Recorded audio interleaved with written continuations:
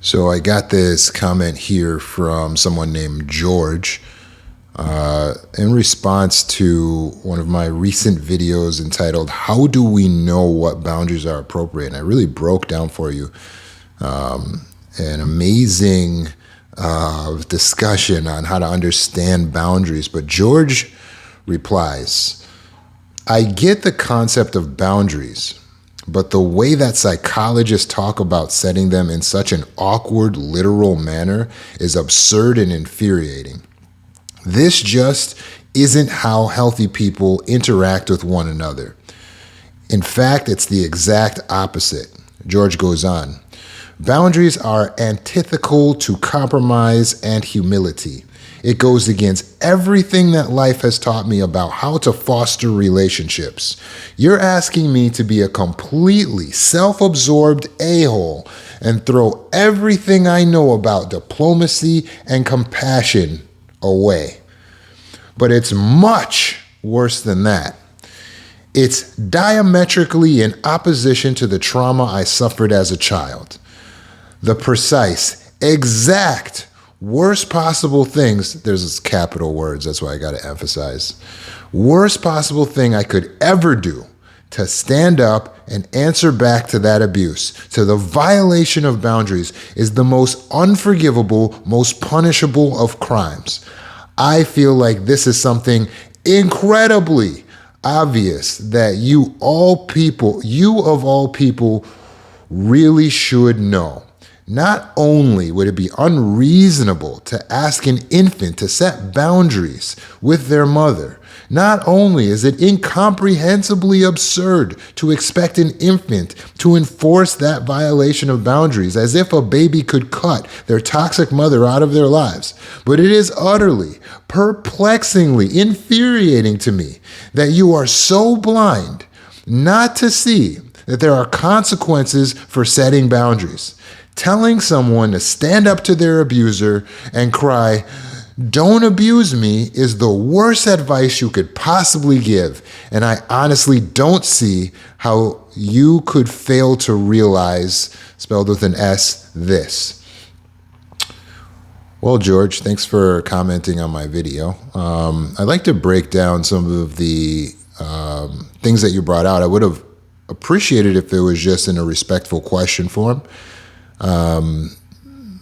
Because a lot of the things you bring up may be things that other survivors who are actually looking to heal, they may wonder those same things or may have some of those same concerns. So I want to address those for any survivors that are really looking to survive. First of all, George, you say that you get the concept of boundaries, but the way psychologists talk about setting them in such a awkward, literal manner is absurd and infuriating. Boundaries usually do create awkwardness. If you're going to set a boundary to someone, it does stop the flow, the natural, fun, casual flow of things a lot of times. So unfortunately, there is no such thing as an unawkward way of setting boundaries. And I know a lot of people try for that, and that's where they get into trouble. So they try to very softly state their boundaries, or they'll be like, "Yeah, but I don't know." And "I don't know" is supposed to mean no. I'm absolutely against that. But they didn't want to be awkward, right? So what I need to teach you as survivors is to understand the awkwardness is okay. It's okay to say, "Actually, no, I don't have sex on the first date." Period, point blank, and there's no exception to that. Just the way I said it, as awkward as that would make the experience, ball's in their court. And now allow them to work their way back out of this awkwardness, and you're going to help them. And they're going to say, if they're healthy, then they respond and say, "Okay, hey, no problem. I actually appreciate you expressing that." And you say, "I appreciate you receiving it so well. And now awkwardness is gone. Wow. It's okay. We don't have to fear awkwardness. Don't worry about that." So yeah, be literal and be awkward in your expression of boundaries. There are skills to assertiveness that help you to be less abrasive. So learn the skills of assertiveness. I teach them, and there's free lessons on YouTube. Just type in my name with the word assertiveness next to it. He says, this just isn't how healthy people interact with one another. In fact, it's the exact opposite. How would you know, George? By your own definition here, you are a trauma survivor, and clearly you're unhealed by the way that you're trying to fight against the awkward and literal expression of boundaries. So you wouldn't know. You've never been in a relationship of two healthy people. The reality is that actually, yeah, healthy people do express themselves very clearly and directly. They set boundaries with one another. It's just that because they're healthy, it becomes very smooth and very natural because they always want to respect each other's boundaries. So it's not a scary thing for them to express their boundaries to one another. But you say this is the exact opposite of how healthy people interact. It's not correct. Then you go on to say, George, boundaries are antithetical to compromise and humility. Boundaries are not in opposition to compromise and humility. You actually need boundaries to have proper compromise. And proper compromise is considering what someone else is desiring, considering also equally what you're desiring, and finding a way that you can meet on a middle ground that's going to be good for the both of you. Right? So you say, no, I'm not ever eating any fast food. And then they say, well, how about Chipotle? And then you say, well, that's fast casual. I don't know. And they say, well, I'm trying to work with you here. They're not typical fried fast food. Does that work for you? And then you think about it and consider it and say, well, I suppose I can get the rice and the beans, and that for me wouldn't feel like fast food. That is compromise, but the compromise started from the point of having boundaries and the other person respecting the boundary, but just looking for a way to make it work for the both of you. You can't have proper compromise without that.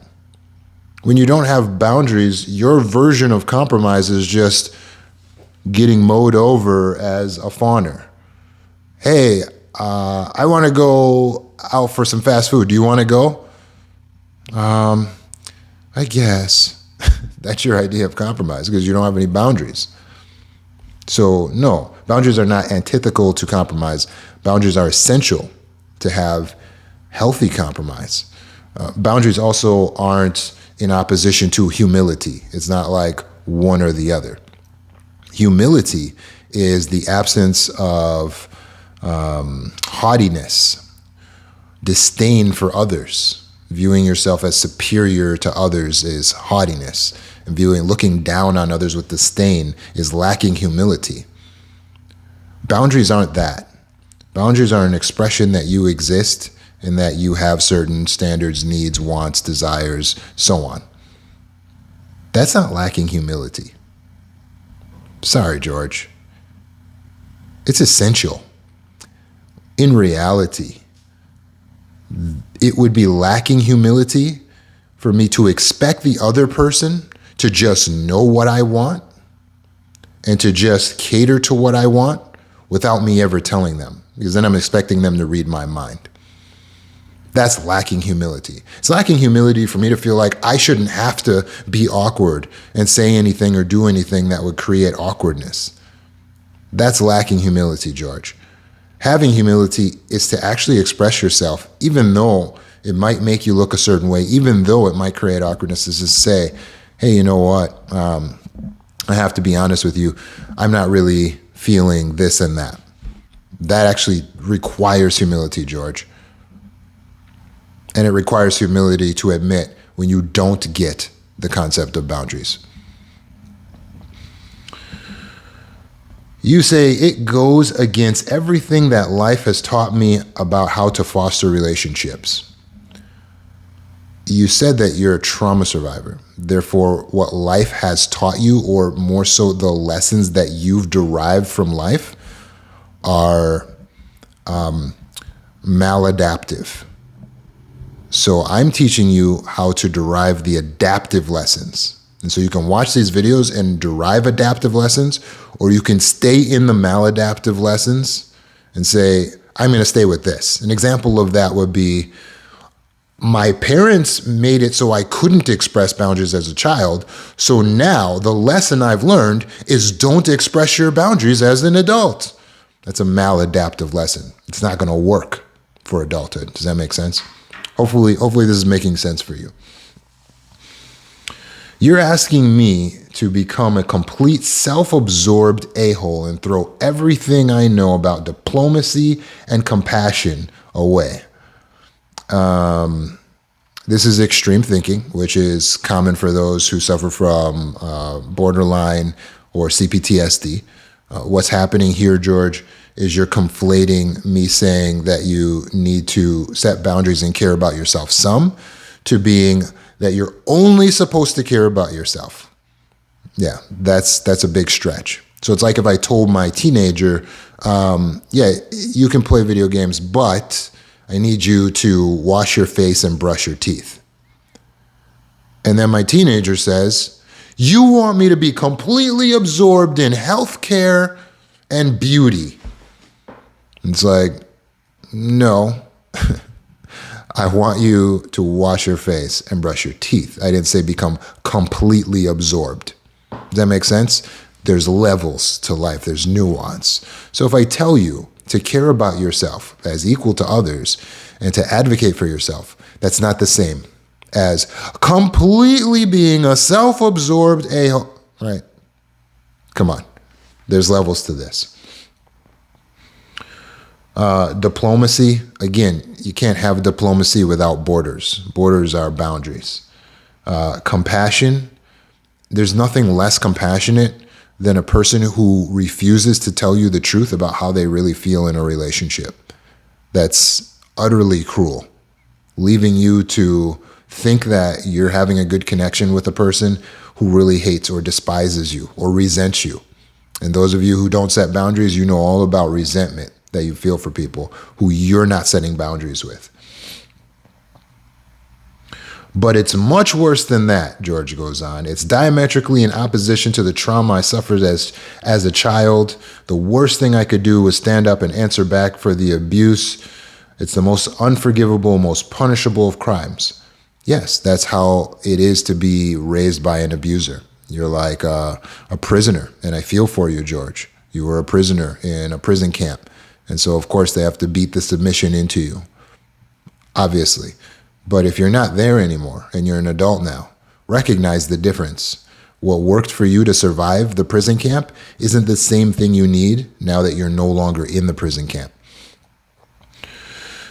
And then you go on to talk about, you say, I feel this is incredibly obvious that people like me should really know. It would be unreasonable for an infant to set boundaries, incomprehensibly absurd for an infant to enforce violation of boundaries as a baby could not cut off her toxic mother. Yeah, George, we know that. I mean, why are you talking about infants? Like, there's nowhere in any of my videos where I said an infant should be able to cut off their toxic mother. It doesn't change the fact that you can do it now. You're not an infant anymore, George. So I don't know what sort of argument you're trying to create by bringing that onto the table, but I've never talked about infants needing to do that. And then you say, telling someone to stand up to their abuser and cry, "Don't abuse me," is the worst advice you could possibly give. Telling someone to stand up to their abuser and cry, "Don't abuse me," is not the worst advice, but it's still poor advice. So it's a good thing I never gave that. I never told any of you to go and confront your abusers, ever. You can go through my hundreds of hours of videos. Setting boundaries is not for how to make things work with your abuser, George. I always tell you with your abuser, you need to cut them off. And you know that because you already mentioned about cutting toxic people off. So you can't cut toxic people off and then sit around trying to make boundaries work. No. You just cut them off. That is setting and enforcing the boundary. You recognize they cross too many boundaries. They're toxic for me. I'm just going to cut them off. You remove yourself. You remove access to your resources and you leave. When it comes to an abuser, you just leave. You don't go walk up to them and, I'm going to confront you. Don't abuse me. You leave. When it's an abuser, just remove yourself. Saying don't abuse me would be better than just taking the abuse on some level. But obviously, depending on the variety of abusive circumstances, this could be very dangerous. So again, we need you to get up and just leave. Does that make sense? So to George and to anyone else who may have had some of these same questions, I hope that this was helpful to you to understand the nuances involved in boundaries. And you go ahead and ask questions. There's no problem. You don't have to call me names or anything like that. You could just ask, like, hey, well, what about this? Pose arguments. That's fine. So that way we get a healthy discourse going. I don't always know what your questions are unless you ask. So feel free.